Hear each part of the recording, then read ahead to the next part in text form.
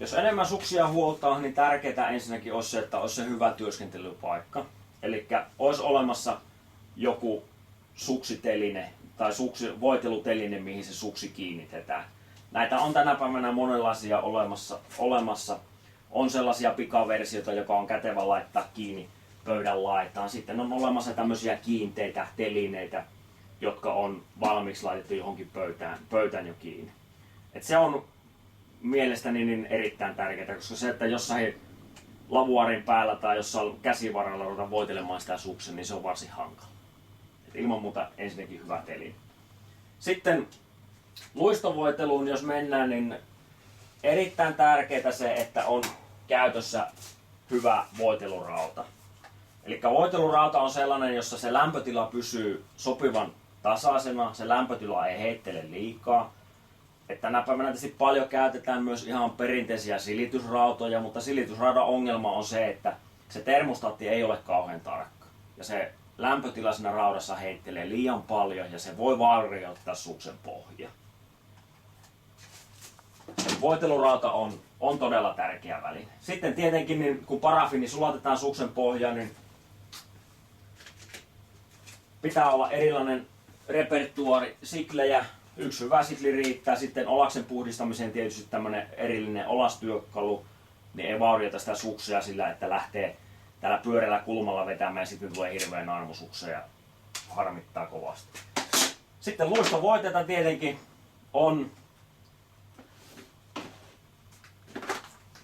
on useammanlaisia.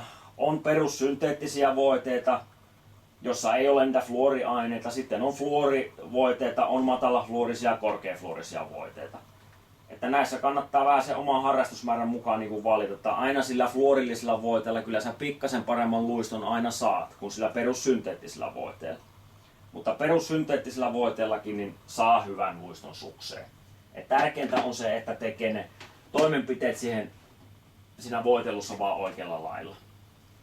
Ja tietysti kun parafiinia levitetään, niin siklillä otetaan ensin ylimääräiset pois, mutta sitten muutama hyvä harja kannattaisi olla käytössä, koska suksen pohjahan ei ole tehtaan jäljiltä semmoinen suora lasipinta, vaan siellä on pieni kuviointi. Ja näillä erilaisilla harjoilla saadaan se kuvio auki ja saadaan se liika parafiini lähtemään sieltä suksen pohjasta pois. Sitten tietenkin, joka ei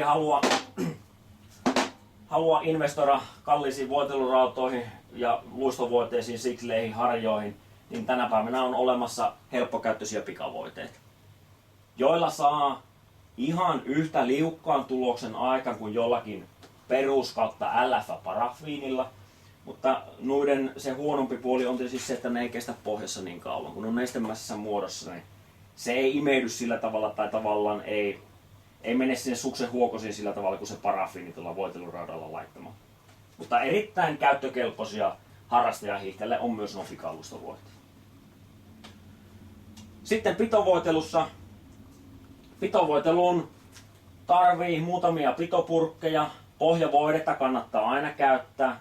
Ja silloin ei tarvitse jatkuvasti olla voitelemassa sitä suksia, jos kelit pysyy samanlaisena. Että lisää vaan aina lenkille lähtiessä pikkasen sitä kelin mukaista pitovoidetta. Muutamalla purkilla pärjää, jos hiihtää peruspakkaskeleessä. Että 1-2 hyvällä pitovoidepurkilla niin pääsee varsin hyvin alkuun. Että kilpahiihdossakin niin muutamia käytettyjä purkkeja on silleen, että niillä hiihdetään todella laajalla kelialueella. Ja sitten tietysti jos kevätkelessä hiihtää kosteella kelellä, niin silloin kaipaa liisteriä sen suksen pohjaan. Eli pitää laittaa liisterit pohjaan. Se on vähän työlämpää kuin tämä peruspitovoiteen levittäminen, mutta siinäkin niin muutamalla helpolla työvaiheella pääsee kyllä hyvin käyntiin. Ja tietenkin sitten pitovoiteiden pois ottamiseen niin tarvii voiteenposton esteitä käyttää, mahdollisesti kuituliinaa. Ja sitten liisteriä, jos ottaa pois, niin erittäin käyttökelpoista on myös tämmöinen Fibertex, jolla saa hangattua kätevästi sen liian liisterin siltä suksen pohjasta pois. Usko siihen. Suksen uunittamisella tarkoitetaan sitä, että suksi laitetaan tällaiseen lämpösäkkiin, joka on suhteellisen tiivis, siellä pysyy lämpö hyvin sisällä. Ja termostaatilla pystytään säätämään tämä uunin lämpötilaa.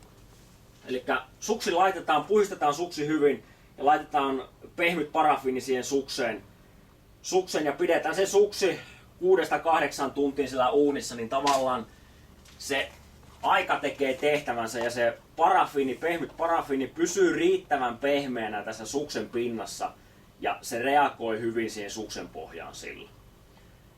Tämän saman tuloksen toki saa käsin voitelemalla, voitelurautaa käyttäen, mutta työmäärä on varsin suuri ja se, että tässä tämä niin kuin aika tekee tehtävänsä ja tämä valmistuu varsin helposti ja vaivattomasti tuossa.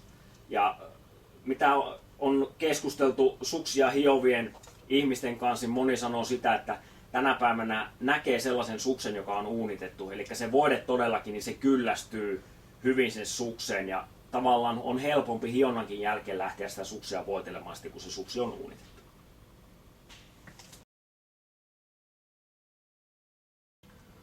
Sukset kannattaa kivihioa. Jos suksiin tulee naarmuja harrastajahiihtäjällä tai sitten suksia on voideltu niin paljon, että se suksen pinta lasittuu, niin se kannattaa silloin tällöin hiottaa. Et sillä tavallaan saa sen suksen pohjan aivan uuden veroiseksi. Että uutta suksia ei ole missään tapauksessa välttämätön lähteä hiottamaan heti. Että monenkin suksitehtaan jäljiltä suksen pohja on niin hyvässä kunnossa, että sitä ei tarvitse sitä uutta suksia lähteä hiomaan. Mutta silloin kun suksen pohjaan tulee naarmuja tai sitten tulee tilanne, että näkee, että se suksi ei ota enää hyvin voidetta vastaan, niin silloin kannattaa suksi käyttää kivihioinnissa.